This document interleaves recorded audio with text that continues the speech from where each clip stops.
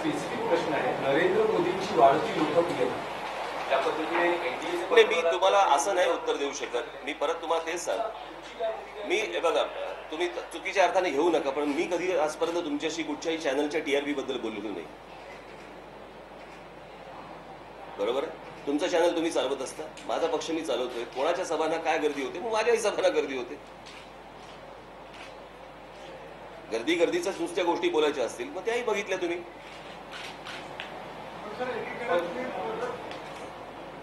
आता मला नरेंद्र मोदींबद्दल फक्त एकच गोष्ट वाटते, ती मी स्पष्टपणे सांगणं मला असं वाटतं आवश्यक आहे. त्या माणसाबद्दल मला त्यांच्या कामाबद्दल, गुजरातमध्ये केलेल्या कामाबद्दल मला आदर आहे आणि चांगली गोष्ट वाटते. जे मी तेव्हाही बोललो होतो, मी आजही बोलतो. याच्यामध्ये काही वेगळं वाटण्यासारखं कारण नाही. पण ज्या दिवशी त्यांना पंतप्रधान पदाचा उमेदवार म्हणून जाहीर केलं भारतीय जनता पक्षाने, मला असं वाटते की त्या दिवशी नरेंद्र मोदींनी गुजरात राज्याच्या मुख्यमंत्री पदाचा राजीनामा द्यायला पाहिजे.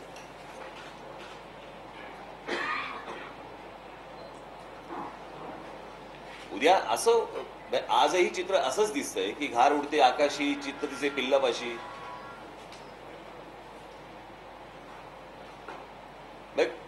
पंतप्रधान हा देशाचा असावा, पंतप्रधान हा राज्याचा असू नये.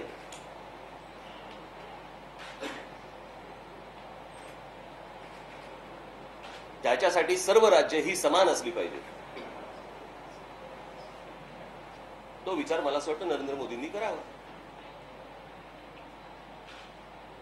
कारण जर महाराष्ट्रामध्ये येऊन जर समजा, मुंबईमध्ये येऊन जर समजा तुम्ही गुजराती समाजाबद्दल बोलणार असाल, मुंबईमध्ये येऊन जर समजा तुम्ही वल्लभभाई पटेलांच्या पुतळ्याबद्दल बोलणार असाल, तर मग शिवाजी महाराजांच्या पुतळ्याबद्दल पण बोला ना.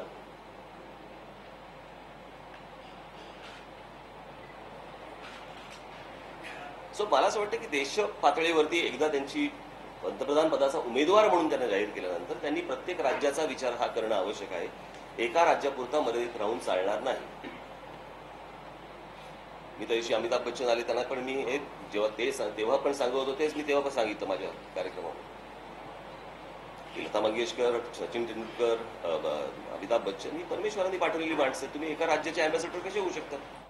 श्री नरेंद्र मोदी यांच्या वाढत्या लोकप्रियतेमुळे अनेक लोकांना असं वाटतंय की आपली जी प्रतिमा आहे ती कुठेतरी झाकली जाते आहे आणि त्यातनं बरेच लोक रिॲक्शन्स अलीकडच्या काळात देऊ लागले आहेत. मुळामध्ये नरेंद्र मोदी यांनी गुजरातचं मुख्यमंत्री राहावं की नाही राहावं याचा कोणीही सल्ला देण्याची आवश्यकता नाही. याचं कारण गुजरातचे मुख्यमंत्री म्हणून अतिशय उत्तम कार्य करत असताना देशाचं नेतृत्व देखील नरेंद्र मोदी करतायत. आणि त्याचसोबत नरेंद्र मोदी केवळ गुजरातचं बोलतात हे तोच व्यक्ती म्हणेल ज्यांनी नरेंद्र मोदींची भाषणं ऐकलेली नाहीत. पहिल्यांदा देशामध्ये एक असा नेता आज देशाला प्राप्त झालेला आहे. पूर्व, पश्चिम, उत्तर, दक्षिण प्रत्येक भागामध्ये नरेंद्र मोदी जात आहेत आणि लाखो लोक त्यांना ऐकायला येत आहेत.